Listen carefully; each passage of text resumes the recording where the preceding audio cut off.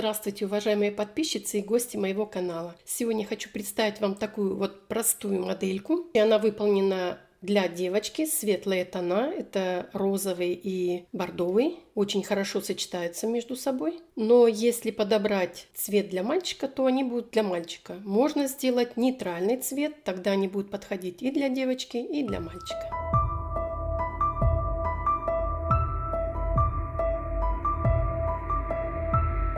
Предлагаю вам сегодня вот такую интересную модель. Очень просто вяжется, смотрится очень красиво. В данном случае я выполнила для девочки, так как это нежно-розовый цвет, меланжевый, и как дополнение такой красивый бордовый цвет. Двойная подошва. Замерю пинетку, покажу вам, какого она размера. Чуть больше 10 сантиметров, пяточка 4. Я буду мерить по бордовой линии. И 5 пальчики. Задняя часть пинетки. Высота чуть больше 5 сантиметров, 5,2. Это я считаю до бордового рантика. Сам бортик 2 сантиметра. Передняя часть тоже посчитаю до бортика, но это будет немножко больше, потому что вязание впереди закругленное. 3,3, наверное, вот так будет.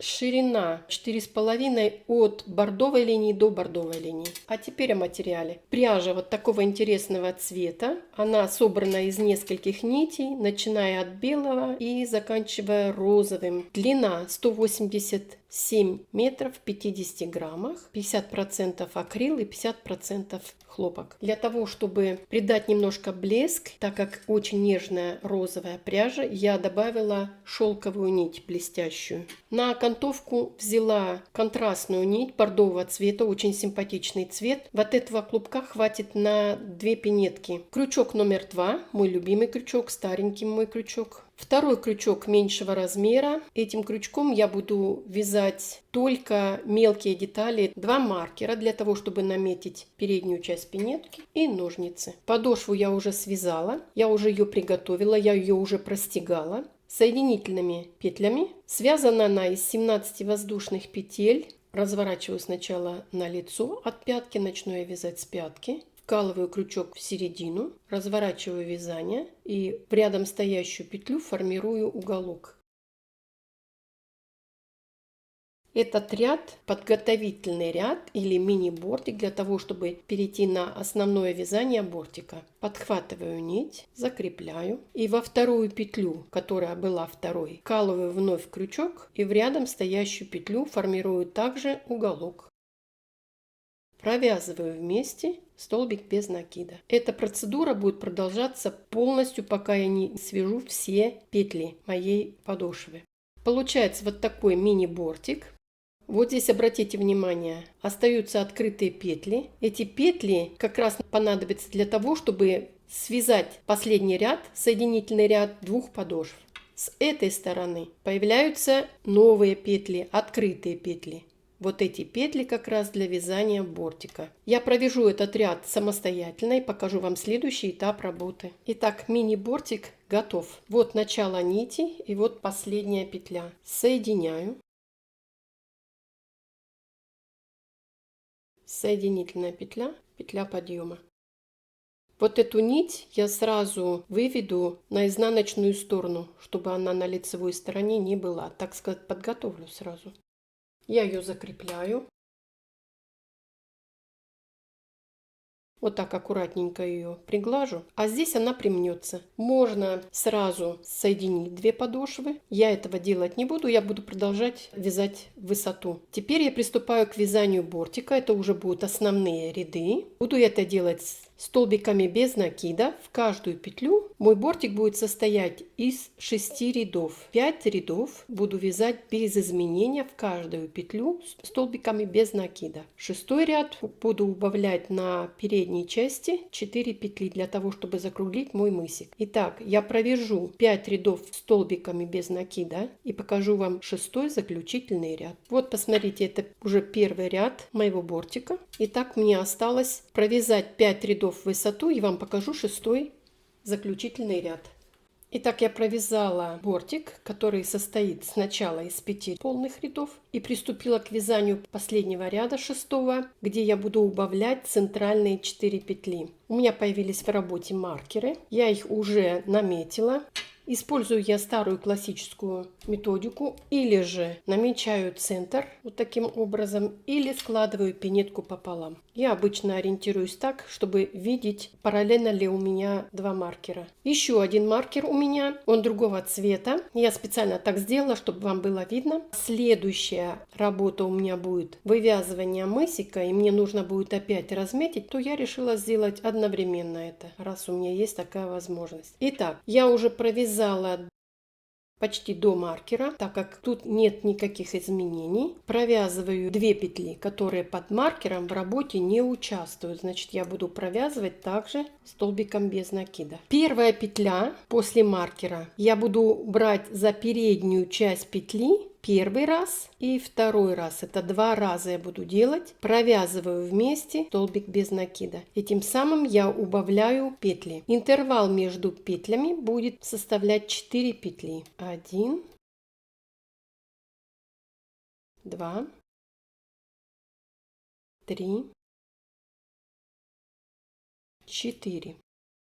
Так как мне нужно убавить 4 петли и интервал между петлями 4 петли, то значит у меня соответственно середина будет составлять 20 петель, которые я отметила маркером. Второе убавление. Точно так же за передние части провязываю вместе столбик без накида.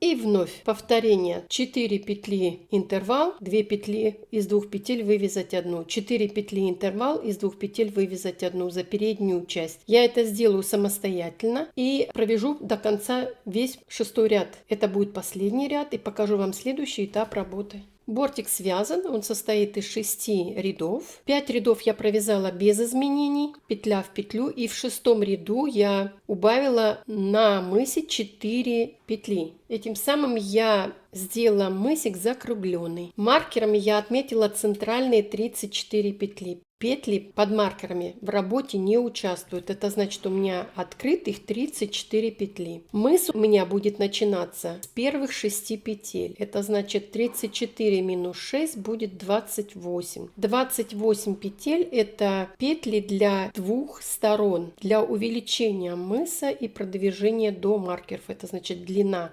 28 поделить на 2 будет 14, значит с 15 петли я начинаю вязать. Вязать я начну не за полную петлю, а только за заднюю часть. Это значит я буду крючком подбирать только заднюю часть петли. 2, 4, 6, 8, 10, 12, 14, 15. Вот таким образом буду провязывать первые 6 петель. Первая петля закрепляющая. Одновременно остаток нити укладываю параллельно вязанию, чтобы ввязать. Из этой же петли формирую полноценную петлю, подтягиваю. И таким же способом буду провязывать все следующие петли, только за середину. Так мне нужно сделать 6 раз.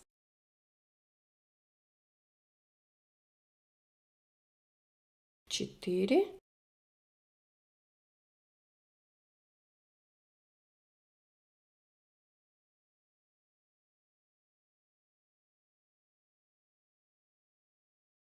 6. 2, 4, 6. Я набрала и провязала первые 6 петель. И чтобы быть уверенным, чтобы вязание немножко не повело, не скосило, я проверяю вторую сторону. У меня должно быть также 14 петель. 2, 4, 6, 8, 10, 12, 14. Все отлично. Продолжаю вязать также из середины петли. Первая соединительная петля. И вторая соединительная петля. Разворачиваю вязание без петли подъема. Нитью перекрываю первую петлю и со второй петли начинаю вязать. 1 и 7-я последняя. У меня прибавилась 1 петля. С другой стороны завожу крючок вот таким образом, что гриф у меня снаружи. В середину петли подхватываю нить, первая соединительная петля и точно так же вторая соединительная петля. Разворачиваю вязание без петли подъема. И теперь уже очень хорошо видно две петли, которые мы провязали соединительным. Первая петля и вот она вторая. Я продолжаю вязать со второй петли, так как я буду прибавлять петли. 1, 2, 7.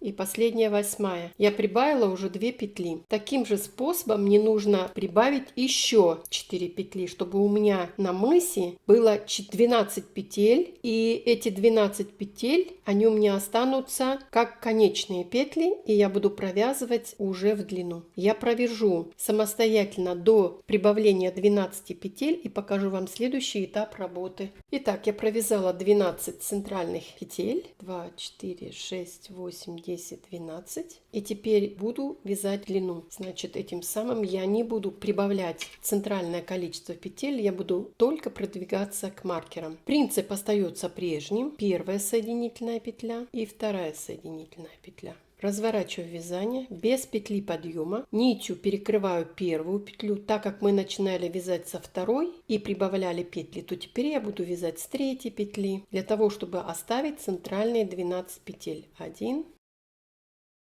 11 и 12. У меня по-прежнему осталось 12 петель. С другой стороны все точно так же. Первая соединительная петля за заднюю часть петли и вторая соединительная петля. Разворачиваю вязание. Здесь очень хорошо видно первая, вторая и третья. Так как я больше прибавлять в середине не буду, я буду вязать с третьей петли. 1, 2, 11 и 12. По-прежнему 12 петель. Вот прибавилось еще 2 ряда. Уже формируется хорошо мысик, уже его видно хорошо. Но до маркеров еще нужно вязать. Поэтому я провяжу самостоятельно таким же способом, не прибавляя петли, начиная каждый ряд с третьей петли. И мы повстречаемся тогда, когда все петли до маркера будут связаны, когда мыс фактически будет готов. Ну вот, посмотрите, мысик готов. Я довязала полностью все петли до маркеров. Теперь я приступаю к вязанию язычка. Язычок у меня будет состоять вместе с мысом, соответственно, вязать буду. А значит, я буду считать от начала вязания мыса до окончания язычка. У меня будет состоять 24 ряда. Мыс у меня закругленный, а язычок у меня будет ровненький. Значит, соответственно, там нет никаких изменений, ничего такого, просто вязать высоту.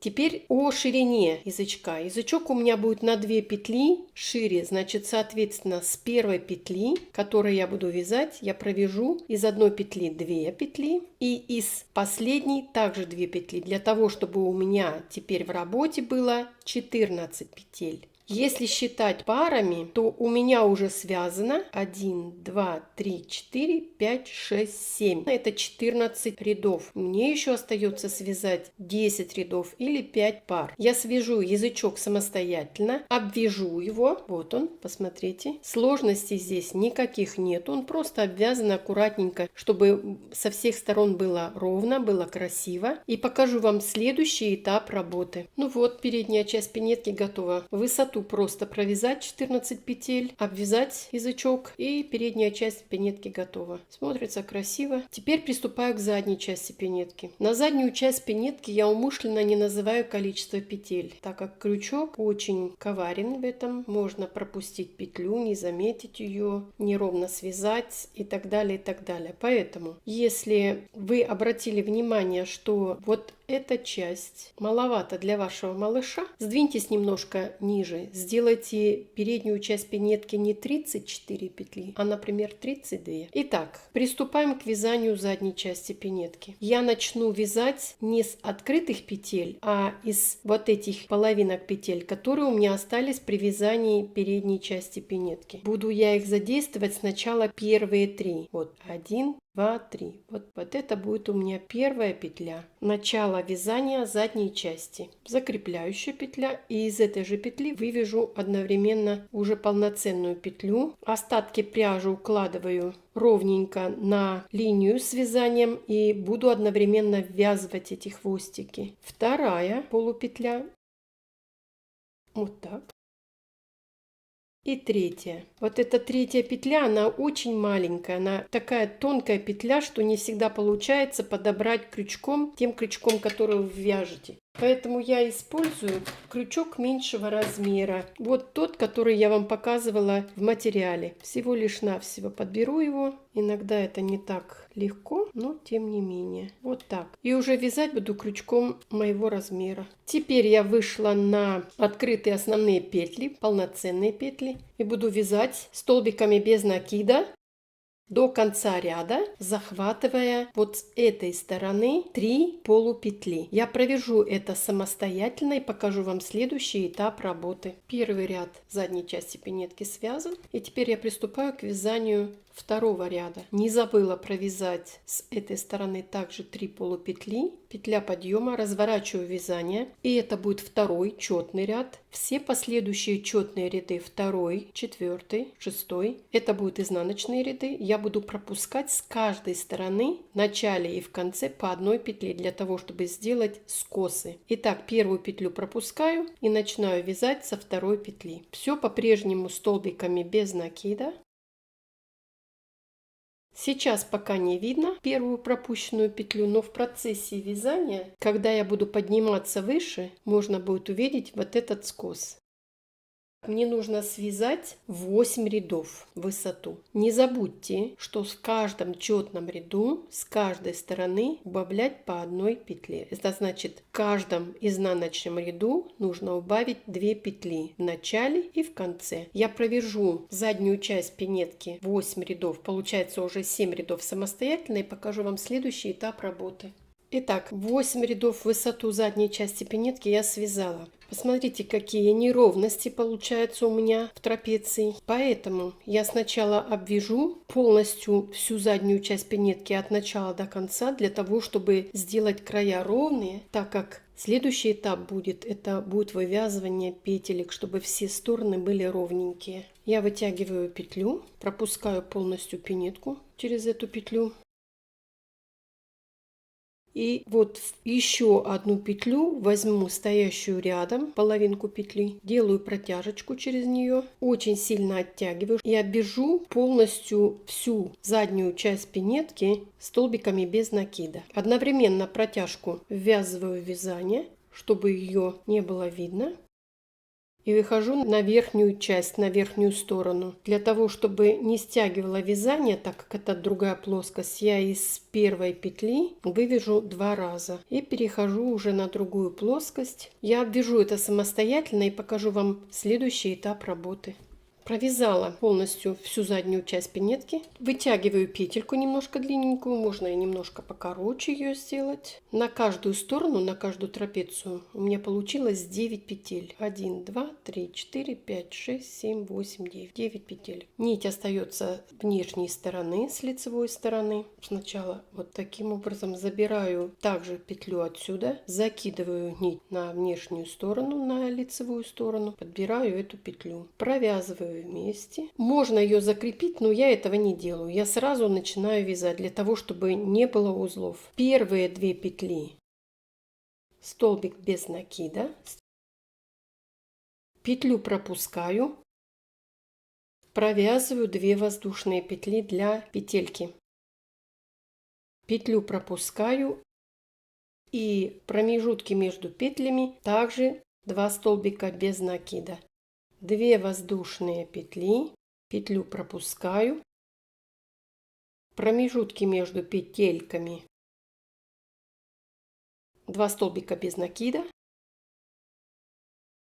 2 воздушных петли, петлю пропускаю, я вышла на вершину. С изнаночной стороны точно так же обвязываю полностью всю заднюю часть пинетку столбиками без накида и ориентируюсь так, чтобы у меня с другой стороны также получилось 3 петельки.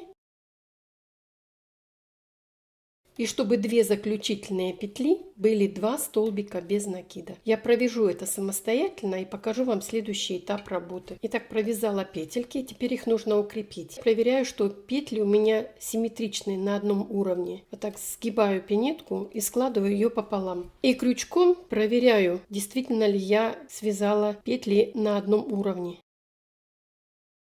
Они у меня на одном уровне.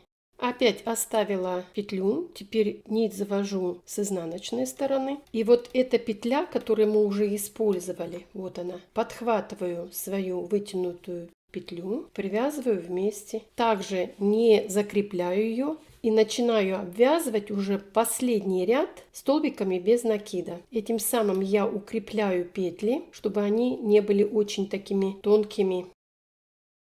В 2 перемычки столбик без накида, арочку также 2 столбика без накида, это как 2 воздушные петли. Я просто собираю те петли, которые я распределила для вязания дырочек. И вот последняя петелька. И также обвязываю всю заднюю часть пинетки, переходя на другую сторону.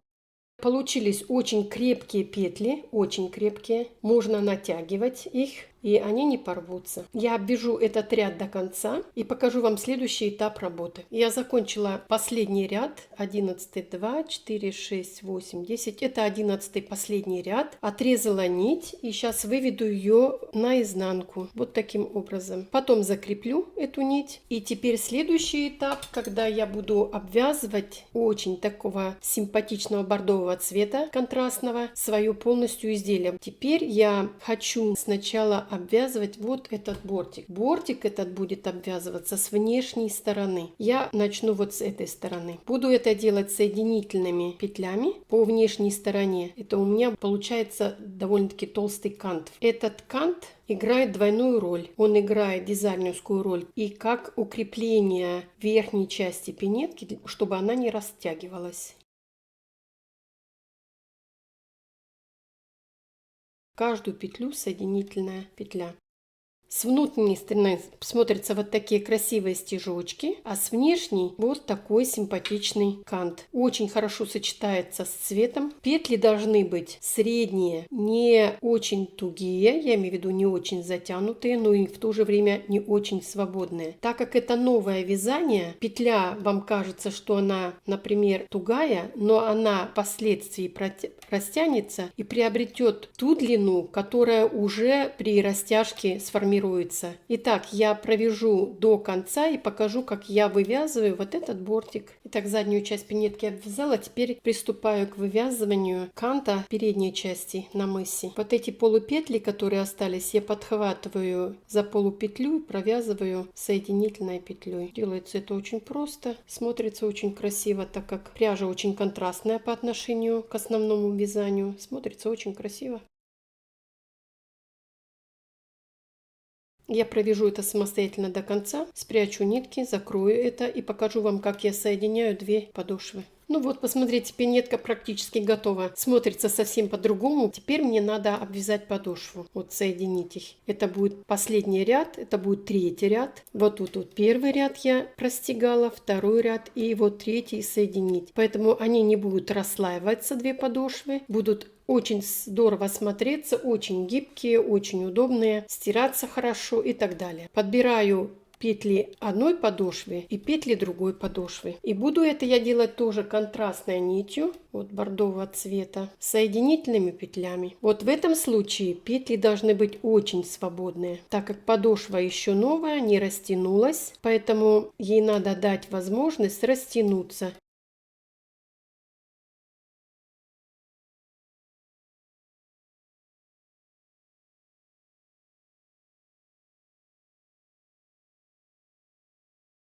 С внешней стороны будут вот такие стежочки. Получается, с внешней стороны подошвы, а с внешней стороны самой пинетки будет вот такой симпатичный толстый кант. Я провяжу это самостоятельно и покажу, как я прячу вот эти хвостики.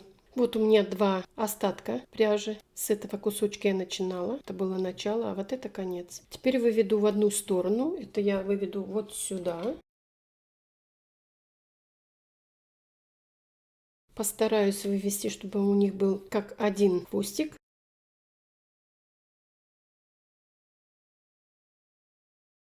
И теперь разворачиваю заднюю часть и вывожу во внутреннюю сторону. Ищу точку, вот эту. Подбираю 2 хвостика и вывожу вовнутрь. Связываю их между собой, чтобы не распустилось мое вязание. Закрепляю вновь. И распределяю между подошвами в разные стороны вот эти хвостики. И с этой стороны то же самое. И отрезаю остатки пряжи. Посмотрите, как красиво получилось. Пинетка практически готова. Не хватает только шнурка. Вот так это будет выглядеть. Шнурок у меня уже связан. На моем канале вы можете посмотреть вязание двух видов шнурков. Это кругленький, я его называю полый шнурок. И есть еще плоский шнурок. Сейчас замерим, какого он размера на 3 дырочки. 50 сантиметров, около 50 сантиметров. Ну вот, теперь можно его втянуть в изделие.